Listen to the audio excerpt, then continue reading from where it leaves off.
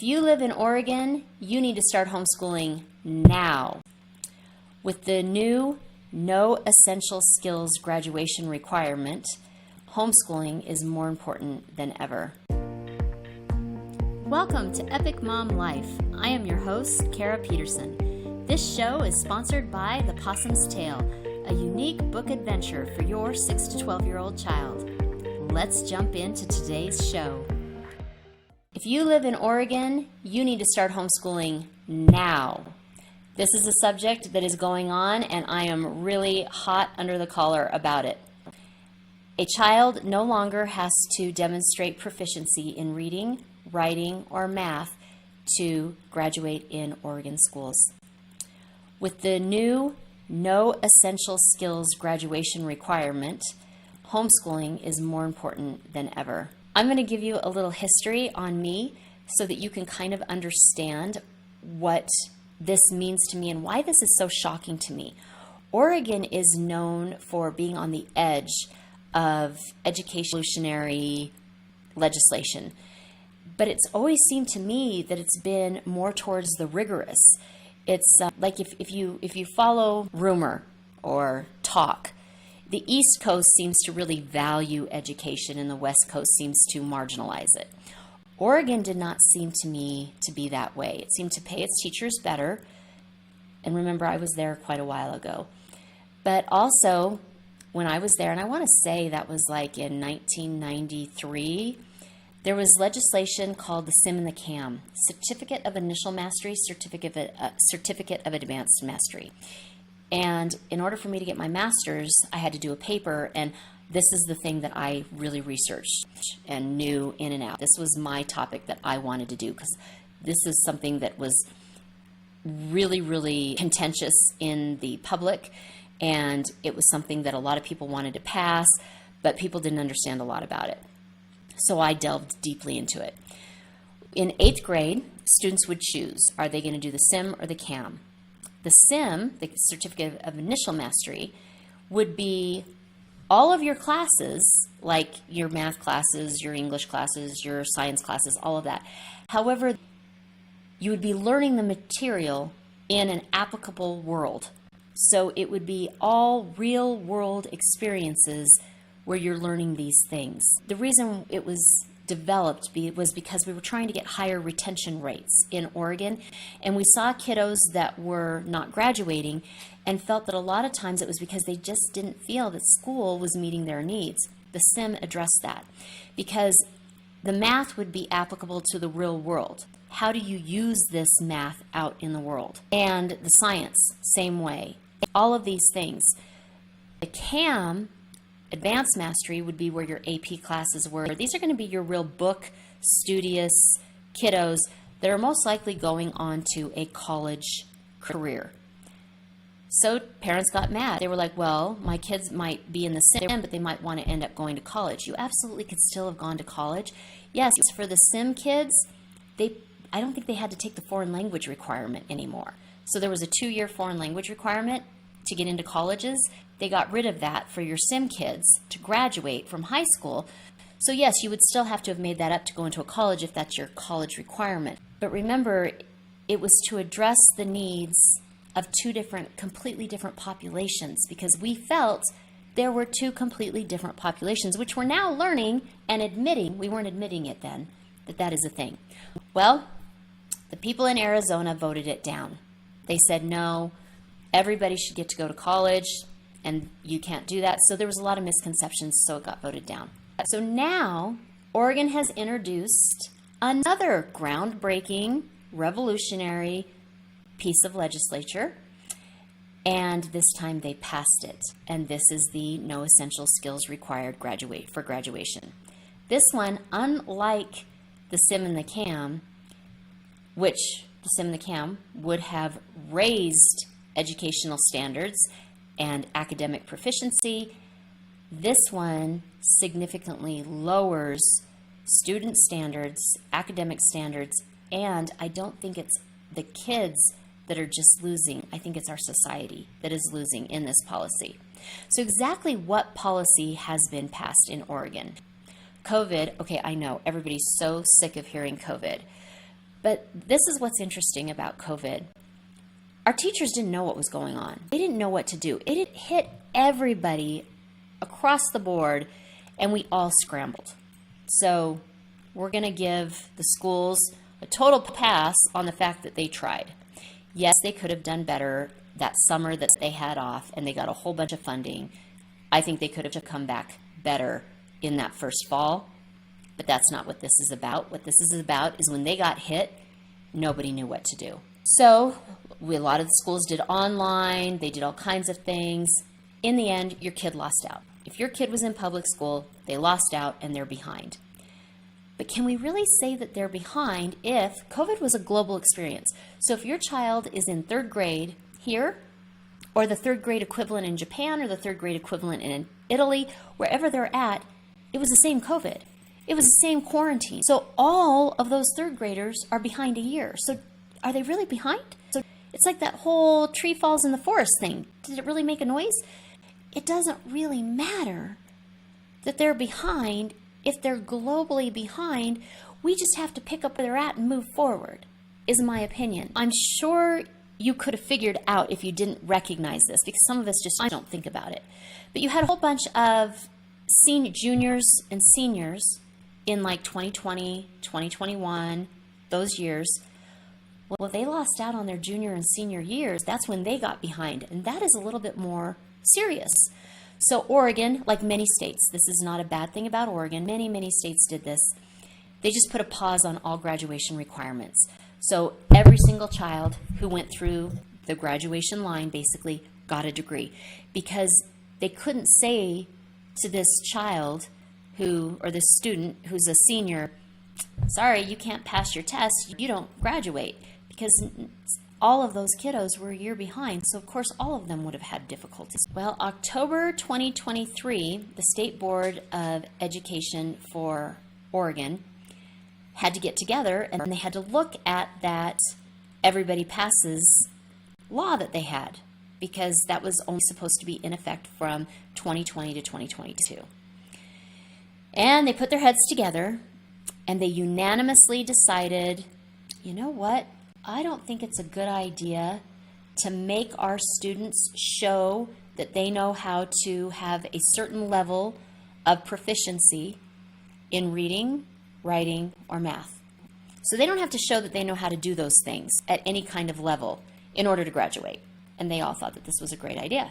So how did students show mastery before? That's a great question, because that in and of itself caused a lot of controversy. It was through the standardized tests. You've heard that teachers teach to the test because a lot of your raises, a lot of your teacher pay, a lot of your bonuses would be linked to which teachers had good test scores, because then the schools look good. So yes, this was never a perfect system. And then you had people of marginalized groups who would say, well, the standardized tests are skewed towards a specific population, therefore we don't do better. So the whole way it was set up has been debated for years. But that is the typical way of determining what the proficiency is for reading, writing, and math, because you would take these standardized tests. Oregon, like many other states, and this is probably why you hear me talk so much about this, I was educated in Oregon. I loved this method. They would use portfolio assessment as well. Portfolio assessment is wonderful. You keep a portfolio of the student's work, and when they demonstrate, for example, because I love writing, when they demonstrate that they know how to write a persuasive piece, for example, that persuasive piece goes in their portfolio, and they have shown proficiency at that. They can turn their portfolio over, and they have now demonstrated skills, and they would get their graduation. So there are very good ways to show proficiency. Why, if we have different ways of assessing essential skills, was this removed as a requirement? Okay, this is what blows my freaking mind. There are 7 voting members on the Oregon State Board of Education. And remember, it was unanimous. All of them thought this was a brilliant idea. I suspect our lawmakers in Oregon were watching our lawmakers in California. And why they thought that was a good idea, I have no idea. But in July, I believe, of 2023, this last summer, the California lawmakers passed what they called the Math Project. And the Math Project got rid of any essential skill requirement for graduation in math. California only got rid of a math requirement, so you don't have to be able to do any math. So you know, all of us who get so frustrated because people can't do anything without a calculator and everything at the cash register. So if you give them like $3, they don't understand, or $3.74 or whatever, you give them an extra penny, but they can't give you the quarter back for change, and they're just like, oh my gosh, I don't know how to do this, and their mind is blown. Yeah, well, we just passed laws so that they never have to figure that out. And that's like basic math computation. Why did they do this? And the thought was that the results are attained and are being used in a way that marginalizes students of color and students with disabilities. And that's what I mean by, that's always been wondered about the standardized tests, but we had other methods. We could use portfolio assessment. So that to me is not a good argument. That's like a bad argument. The Math Project is said to, and I'm quoting, align, and this, remember, this is the new method, align with those who favor a more thoughtful, potentially slower pacing in math instruction as a civil rights issue. In their view, too many Latino and Black students and those from low-income families have been left behind as part of a math race in which a small number of students reach calculus. And I've left the link. So what I'm reading into this is that requiring your child to learn and know basic skills when they graduate has now become a racial issue. If this is true, instead of this being we're not teaching correctly and these are important skills, and if this entire population isn't learning, why are they not learning? And if the reason they are not learning is because of the way we are teaching, if that is the reason, then we need to address what we are doing as teachers. Instead of doing that, we're just going to get rid of it. So now you just don't have to learn it, because that'll make society so much better. So I wanted to find out what exactly are basic skills. I wanted to get this exactly correct because I can ad-lib a whole lot and just make up my own stuff. So I found a definition on the Oregon State Education website, and they are still there right now. There's actually 9 essential skills that are cross-disciplinary skills that students should be developing from grades K through 12. For students enrolled that are first enrolled in grade 9 in 2010 to 2011 or later, 3 of these essential skills are graduation requirements. So what this is saying is there are 9 essential skills that the State Board of Education in Oregon has deemed really important from grades K through 12. But of those 9, only 3 are really important if you're only starting in grade 9. Because these are the ones you really need to concentrate on. These 3 skills are graduation requirements. A, read and comprehend a variety of texts. B, write clearly and accurately. C, apply mathematics in a variety of settings.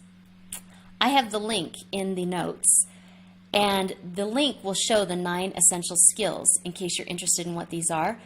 And when this document was developed in 2010, I suspect the Oregon State Department of Education is going to get this off because it kind of shows pie in the face, right? They had 9 skills and they said, no, these aren't important. The only 3 that are important are the ones they just deemed not important, which are reading, writing, and applying mathematical skills. Now, I'm beginning to wonder if demonstrate civil and community engagement is going to be the most important, which is one of those skills K through 12, but they say that if you're only coming in at 9th grade, you got to concentrate on these. Which leads to, what will students be assessed on to graduate in Oregon? Right? That's a great question.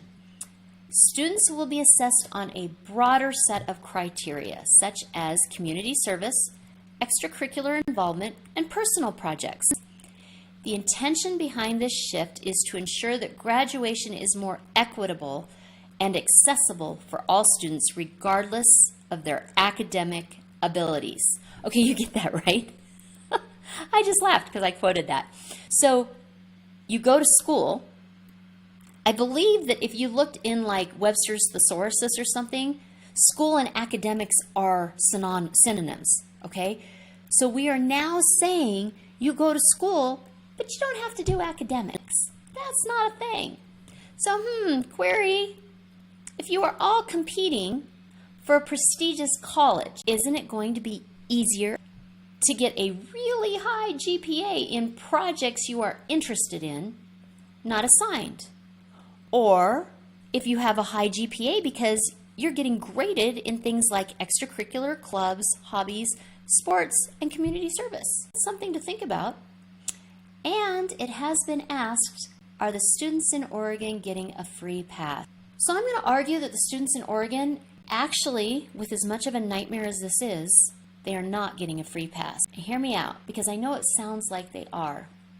But the kids who were never studying, never planning on learning the material, who were just basically filling a seat until they just felt like dropping out, yes, they are absolutely getting a free pass. And this is going to absolutely boost Oregon's retention rates. Many, many, many more children are going to graduate, which to me means that it's going to artificially boost Oregon's statistics. So I think as soon as they pass this law, Oregon shouldn't even be able to have statistics because they don't matter. This is adding I forget what those things are called when you do official statistics, but it's adding a thing in there that doesn't count. It skews all of the data. However, for 61.8% of students, according to a source from 2021, and that is a drop from the previous year, and I'll have a link, who were headed to college. Those kids are losing out considerably. How rigorous is education in Oregon going to be when the focus is no longer on essential skills and is now on soft skills? Now, yes, they're going to be teaching it still. I totally think they will still be teaching these things, but they won't be focusing on those. Like, are they even going to have AP English, AP Math? Are they going to even have calculus? Are they going to have all of these classes that they had when that isn't even a requirement? I want you to remember, I am the social emotional learning lady. I love the soft skills. I think that there is so much value in that. And that is probably 40% of what I talk about on all of my materials, my blogs, my podcasts, everything. But the problem is you don't do anything in isolation. And you don't eliminate the need for core skills and then instead replace it with just soft skills. We're talking all of the time about balance. This is not balance. So now imagine that you are a major university outside of Oregon, because the Oregon universities are going to accept any of their Oregon kids, of course. So, let's pretend you want to be a vet. You do know about vet school, right? I mean, it is like one of the hardest schools to get into. Are kiddos from Oregon going to be seen as equal applicant? I see this law not as a free pass, but as a dream killer to the students from Oregon who actually want a career. Because if I were a major university and I were accepting vet applications, and all things being equal, that I've got a kiddo from here and a kiddo from here, and this kiddo graduated from, say, Idaho, and this kid graduated from Oregon, I'm taking the Idaho kid, because the Oregon kid, I don't trust that education system. It's not even real, in my opinion. I don't even know what they're doing over there anymore. Okay, so you're thinking, okay, well, it's not that big of a deal because a lot of our kids aren't going to be vets, right? Okay, so fine. It doesn't have to be a major university. What if your child is excited about being a welder? They need to go to a community college to learn a trade in 2015. And that was before any help was made to the Oregon education system. This was before COVID, all of that. An article came out revealing that 75% of all Oregon graduates who went on to community college after high school needed to take remedial classes. The link is in the notes. So now this is an argument. I'm going to talk about pros and cons, and obviously I am so con this essential skills thing. But one of the reasons why some people are for this essential skills, getting rid of this requirement, is because they have said that the Oregon requirements are so rigorous to graduate. And remember when I was talking about the sim and the cam? Yeah, I thought that Oregon valued education, and it was much more, you were at a much higher standard. I know that for me to be a teacher, it was a much higher standard to graduate as a teacher in Oregon than I've seen some of the other teaching programs. So a lot of people are saying, look, our kids already weren't graduating in our high schools, and they had to go into a remedial program when they went into college. Okay, well, there's a couple arguments here. Well, the system in Oregon was a tough system. So, were they not teaching effectively? Did they not have a good program set in place for the kids who were falling through the cracks? Because that percentage, that's a pretty big percentage. I'm going to go back and look at what that percentage is. 75%. 75% of the kids had to go through, that went on to community college, had to go through and take remedial classes. Well, so that means that the kids who would have been on that sim track, because those were going to be your sim kids, their education was not what it should have been. So if I would have been on the Oregon State Department of Education, I would have looked at that and I would have said, well, wait a minute, it looks like we're addressing the needs of our CAM kids, but it's our sim kids that we needed to address. Instead of throwing out the whole thing, I would have said, look, it's this population, it's this complete population. We need to make this better, because Oregon was already failing to educate a lot of their students effectively. So again, pros and cons for this argument. I'm human. I'm only seeing one side. I'm trying to point out this other side. So the pros around this are inequality abounds in the traditional education, and they are saying a traditional education is reading, writing, and math. Students should be assessed on a wider range of skills, not the traditional ones. And traditional academic measures are limiting and do not prepare students for the real world. We should shift away from academic skills and move towards interpersonal ones. There's a lot of truth embedded in that argument. We do need more interpersonal skills. We need a lot of things within that. I just don't believe education is known for its pendulum, as so much in our society is. So we go from one swing, if you knew about whole language, that was one of them, all the way to the other swing, which is phonics. Well, both of them have something good to give. Why couldn't we just land it in the middle? Oregon just did this. They totally went from one swing, it seems, and now they're just getting rid of all of it and throwing it all away. My question, and this is where I would start, is what is our end goal? I know it kind of sounds funny to go and start with the end, but I think we need to look at the end. What do we actually want our kids to achieve when they graduate? Let's start with that. What do I want? I want a society of healthy, happy, contributing citizens who are able to make educated and informed decisions when they vote and are not needing government assistance. So yeah, I want them to work. I kind of think that is something we are supposed to do. I also want them to be able to make their own decisions, to do problem solving, to know how to function in their world. These are things I want them to be able to do. So they have to know a lot of those skills. Some of those are soft skills. That's why I love social emotional learning. Some of those are core skills. So now we're going to go to our employers, because I started at the end with our kids. What do we want when they graduate? Let's look at our employers. What are employers going to expect when a child, a student, a young adult comes to them and they say, well, what experience do you have? And they say, well, I don't have experience, but I have a high school diploma. Bam. What will an employer assume they know? They can read an invoice. They can do mathematical equations, basic math. They can write. And now, those are not going to be essential skills that are going to be required to graduate. So now that diploma does not mean they need that. Now you can laugh and you can say, well, the diploma really wasn't achieving that anyway. Yeah, but now we're outright stating that you don't have to have any proficiency. Before, they really did have to be literate. Now, you honestly do not have to be literate to graduate. That's terrifying. So, Oregon and California, although not to the same degree, are trying to create such a state of equality and, to me, ease for their students that they're not seeing the big picture. And the big picture is an employer isn't forced to do anything. So, great. You're illiterate. You got a high school diploma. Yay you. I gave you a try and you can't do squat.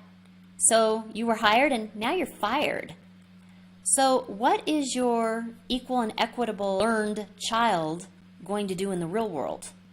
In my opinion, they're going to be on the handout because they're not going to be capable of doing anything.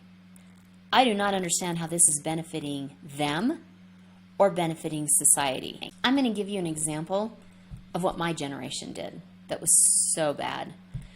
Have you heard of the everyone gets a ribbon fiasco? My generation did this. So, and we didn't all powwow. We didn't all get together and say, oh my gosh, we need our kids to feel good about themselves. So there can be no losers. Everybody should get a ribbon.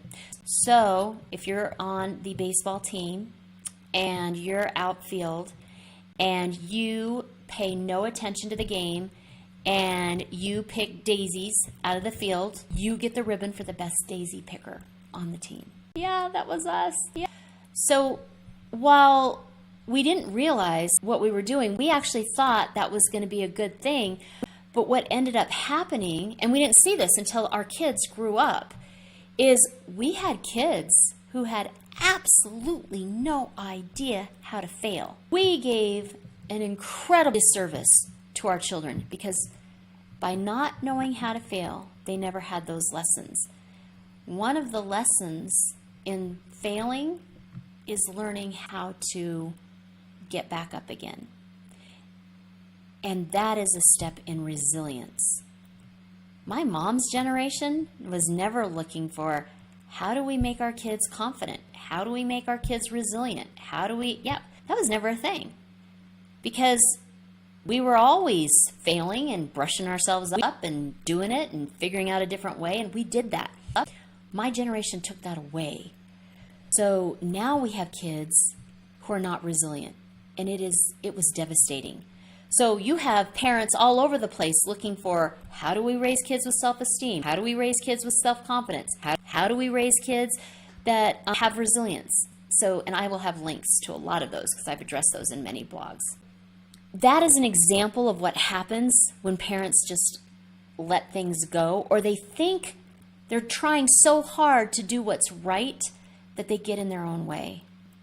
So parents in Oregon, it is time for you to take a stand and take control of your children's education. No essential skills requirement means that children can coast through school without mastering the basic foundational skills that will equip them for success beyond graduation. Homeschooling may not be as convenient as public or private education, but it does provide an opportunity for greater parental involvement, customized instruction, and a more rigorous education that prioritizes the development of essential skills.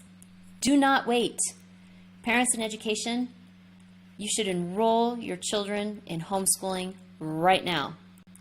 Honestly, there is no time to lose.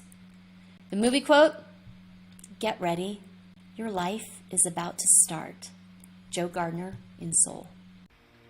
If you are hearing this message, you've listened to the entire episode, and for that, I want to send you a huge thank you. Please leave me a comment or review and share with other moms you know. Get in touch in the comments or on Kara's social media network.